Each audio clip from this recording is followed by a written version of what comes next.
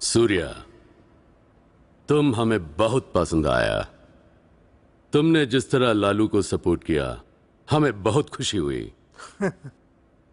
నువ్వు ఢిల్లీ ఎప్పుడు వచ్చినా నన్ను కలు. ఢిల్లీ నుంచి నీకేం కావాలన్నా నన్ను అడుగు. నీ ఢిల్లీకేం కావాలి? క్యా? నీకు ఢిల్లీ కావాలా లేదా? ఢిల్లీ మీద ఎక్కి కూర్చోవాలని ఉందా లేదా? बहुत है, क्या करेगा तू? రేపు ఎలక్షన్లో మీ పార్టీయే గెలవాలి, మీరే రూల్ చేయాలి. ఎలక్షన్కి అయ్యే ఖర్చు నేను పెట్టుకుంటాను. ఎంత పెట్టగలవు? ఇండియాలో ఎంపీగా పోటీ చేసే ఏ క్యాండిడేట్ అయినా సరే జేబులోంచి ₹1 తీయాల్సిన అవసరం లేదు, మొత్తం నేనే ఇస్తా. అసలు నీకు మొత్తం ఇండియాలో ఎన్ని సీట్లు ఉన్నాయో తెలుసా? ఒక్కొక్క సీటుకి ఎంత ఖర్చు అవుతుందో తెలుసా? యావరేజ్ ఒక్కొక్క సీటుకి 20 కోట్లు ఖర్చు పెట్టినా 10,000 కోట్లు అవుద్ది. ఇష్టం వచ్చిన మాట్లాడేంటి అసలు? మైండ్ ఉంది నీకు. లాస్ట్ టైం ఒక అహ్మదాబాద్లోనే 60 కోట్లు ఖర్చయింది, జైపూర్ 25, జైసల్మేర్ 35, జబల్పూర్, కాన్పూర్, కోల్కతా, హైదరాబాద్, చెన్నై, రాజ్కోట్, పనాజీ, నాసిక్, బెంగళూరు, కొచ్చి, కొల్లం, ఉడిపి, ఇలా దోల్ తీర్పై సెంటర్లు ఎన్నో ఉన్నాయి. అంతా చండీగఢ్ ఛత్తీస్గఢ్ లెక్కలు చెప్తావేంటి? మొన్న ఒక కడపకే 250 కోట్లు ఖర్చయింది. అన్నిసార్లు ఓటు 500కు దొరకదు, కొన్నిసార్లు 5,000 కూడా పెట్టాల్సి వస్తుంది. ప్రాణం పోయినా సీటు కావాల్సిన సెంటర్లు కొన్ని ఉంటాయి. అక్కడెంత ఖర్చు అవుద్దో ఎవ్వడికి తెలియదు.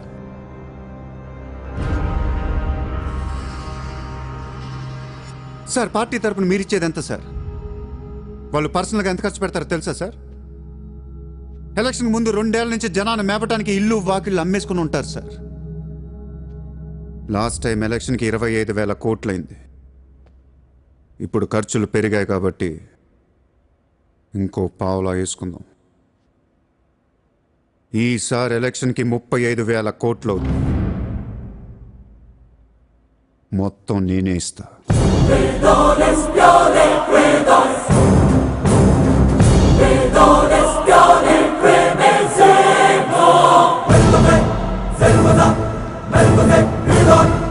మీ ఇన్ఫ్లుయెన్స్ వాడి ఎలక్షన్ టైంలో నాకు 25 హెలికాప్టర్లు ఇప్పించండి. హెలికాప్టర్లు ఎందుకు? డబ్బులు పంచడానికి రా ఎర్రి.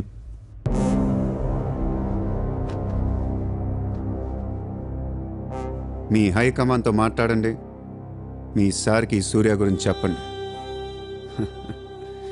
సార్, నాకు ఢిల్లీ నుంచి ఏమొద్దు సార్, నేనే మీకు ఢిల్లీ ఇస్తాను.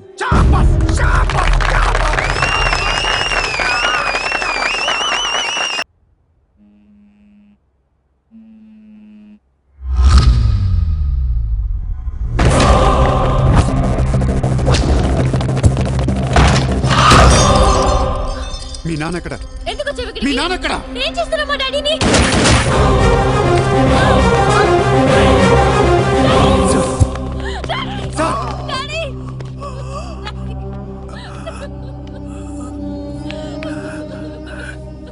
జయదేవ్, జయదేవ్, వదలొద్దు, వదలు.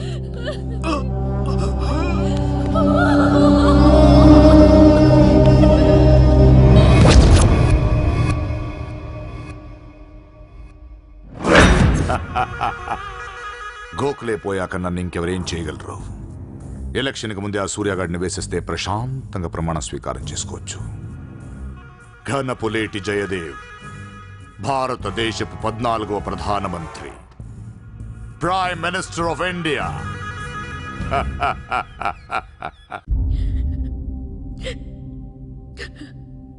నేను నీలాగే ఏడ్చాను. 14 ఏళ్ల వయసులో ఇంతకంటే ఎక్కెక్కేడ్చా. అమ్మా నాన్న అమెరికాలో ఉండేవారు, నేను అక్కడే పుట్టా. మా నాన్న అక్కడ పెద్ద బిజినెస్ మ్యాన్. బిజినెస్లో సంపాదించిన డబ్బంతా పట్టుకొని పుట్టినూరికి ఏదైనా చేద్దామని ఇక్కడికి వచ్చాం. అక్కడ మా నాన్న ఒక లోకల్ లీడర్ని కలిశాడు. వాడి పేరు జయదేవ్. ట్రస్ట్ ఓపెన్ చేస్తున్నాను మా అమ్మ నాన్నలు నమ్మించి డబ్బంతా దోచుకొని నిర్దాక్షిణ్యంగా చంపేశాడు. దారుణంగా కత్తులతో పొడిచి చంపేశాడు.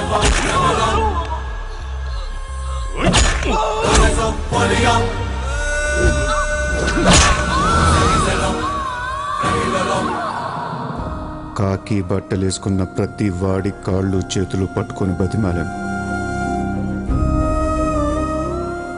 ఎవ్వడు నన్ను పట్టించుకోలేదు.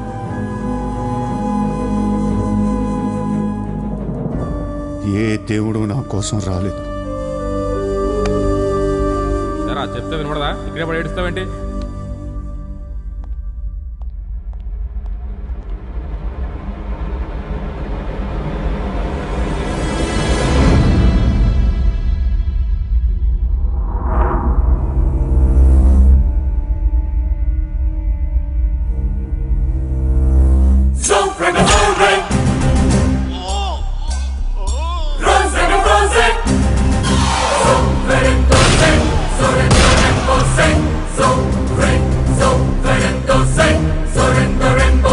వీళ్ల కోసమా మా అమ్మా నాన్న అన్ని వదిలేసి వచ్చారా అనిపించింది. ఒక్కసారిగా అనాథనైపోయాను. తినటానికి తిండి ఉండేది కాదు. రోడ్ల మీద పడుకునేవాడిని. ఒక కుక్కని తన్నట్టు కాళ్ళతో తన్నేవాడు. అసహ్యం వేసింది. ఈ మనుషుల మీద, ఈ వ్యవస్థ మీద, ఈ దేశం మీద ఒంటరి వాడిని అయిపోయాను. 100 కోట్ల మంది ఒకవైపు, నేనొక్కనే ఒకవైపు అయిపోయాను. ఆ 100 కోట్ల మందితో ఆడుకోవాలనిపించింది. అందుకే ఇన్నాళ్ళు మనుషుల గురించి చదువుకున్నాను, స్వార్థం గురించి చదువుకున్నాను. ఇక నో మారల్స్, నో రూల్స్.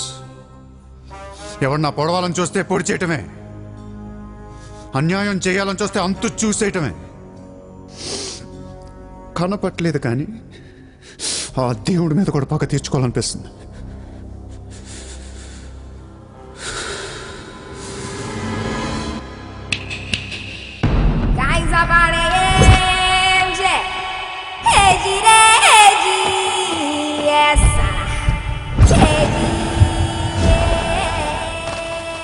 మీ క్యాండిడేట్ సెలక్షన్ నాకు అసలు నచ్చట్లేదు. ఆ రాయ్పూర్ క్యాండిడేట్ వేస్ట్ గాడు, ఆ మహబూబ్ నగర్ క్యాండిడేట్ సొల్లుగాడు. రాసుకో రాసుకో రాసుకో రాసుకో. బొకారో, అజ్మేర్, రాంచీ, పాట్నా, ఉడిపి, తేని ఈ క్యాండిడేట్స్ అందరినీ మార్చాలి. కాస్త మంచోళ్ళని పెట్టండి.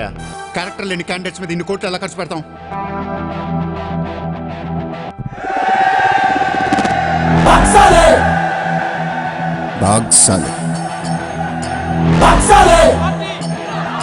కలబడితే వదలను రోయ్. ఒక్కొక్క సెటిల్మెంట్ కి 100 కోట్లు రావాలి. నెల తిరగకుండానే ఇండియాలో 100 సెటిల్మెంట్లు జరగాలి. పెండింగ్ లో ఉన్న ప్రతి గొడవ బయటికి లాగండి. వాళ్ళు అప్రోచ్ అవ్వకపోతే మీరే టచ్ లోకి వెళ్ళండి.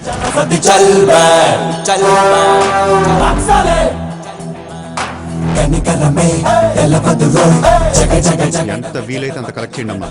మనకి ఎక్కువ ఒక 35,000 కోట్లు ఉంటే చాలు. पोरबंदर का ओपोनेंट कैंडिडेट बहुत पावरफुल है. सूर्यతో మాట్లాడి వాటిని నిలబడకుండా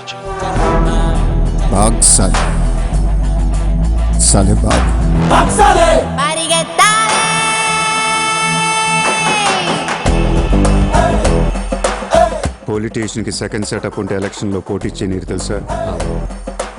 ఆ జయదేవ్కి సెకండ్ సెటప్ ఉంది. దానికో కొడుకున్నాడు. ఆ అమ్మాయితో మాట్లాడు.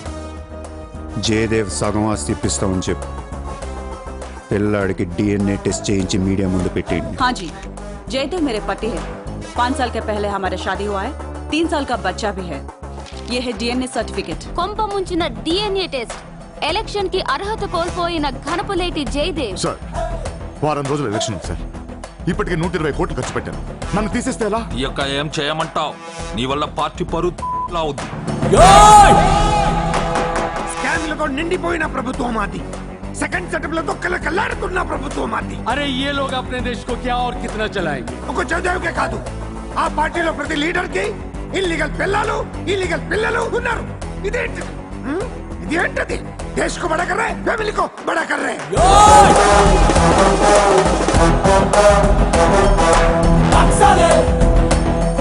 ये मेरा अड्डा है तो हजार साल है.